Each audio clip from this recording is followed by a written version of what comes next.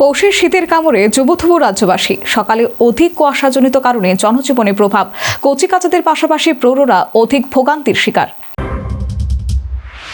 প্রচন্ড কুয়াশা আর হাড় কাঁপানো শীতে বর্তমানে যুবথুবু গোটা ত্রিপুরা। পৌষের শীতের এই তীব্র কামড়ে জনজীবন কার্যত থমকে দাঁড়িয়েছে।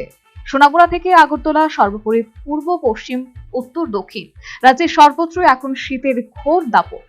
রবিবার রাজ্য জুড়ে মৌসুমের শীতলতম দিনগুলোর একটি অতিবাহিত হয়েছে বলে তথ্যবিজ্ঞদের অভিমত। সকালে ঘন কুয়াশার চাদরে ঢাকা পথঘাট, দৃশ্যমানতা কমে যাওয়ায় চালকরা হেডলাইট জ্বালিয়ে ধীর গতিতে গাড়ি চালাতে বাধ্য হচ্ছেন। এতে দুর্ঘটনার ঝুঁকি বাড়ছে।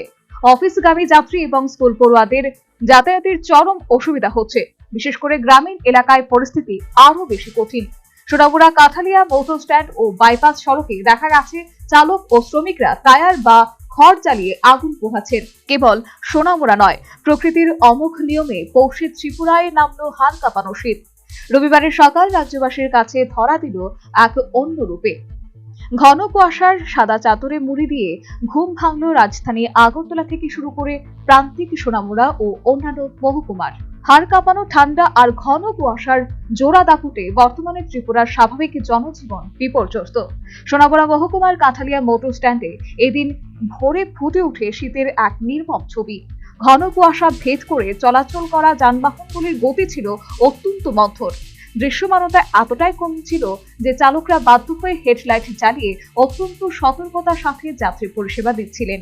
কনকনে ঠান্ডার হাত থেকে বাঁচতে সড়কের মোড়ে মোড়ে সাধারণ মানুষ ও চালকদের দেখা যায় খড় এবং পুরনো টায়ার চালিয়ে আগুনের উষ্ণতা নিতে। এদিনের মতো ঠান্ডা আর অনুভূত হয়নি বলে ভুক্তভোগীদের অভিমত।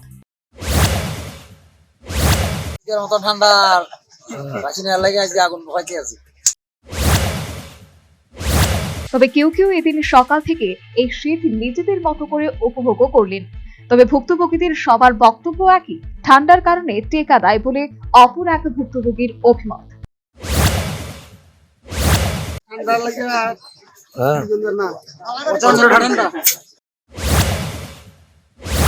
গরম তথা শীতবস্ত্র পরিধান করেও বিশেষ করে বাবুরা ঠান্ডায় কাবু।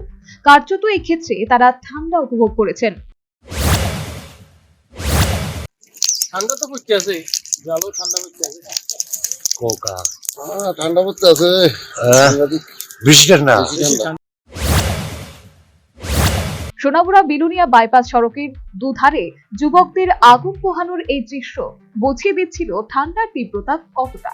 ঠান্ডার এই দাপট কেবল সোনামুড়াতেই সীমাবদ্ধ নেই। পশ্চিম, দক্ষিণ, উত্তর ও ধলাই জেলার চিত্র একই রকম।